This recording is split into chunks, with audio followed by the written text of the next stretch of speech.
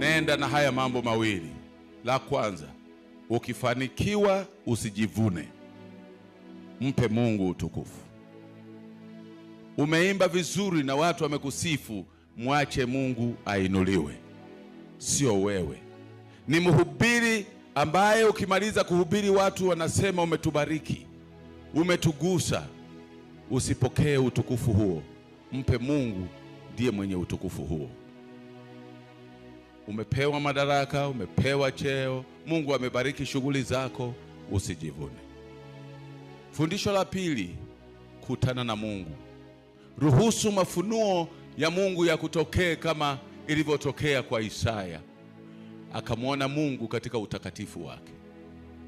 Alipokuwa hekaluni, hekalu, tukufu wa hekalu la dunia ukaungana na hekalu la mbinguni. Akamwona yeye aliye mtakatifu. Badala ya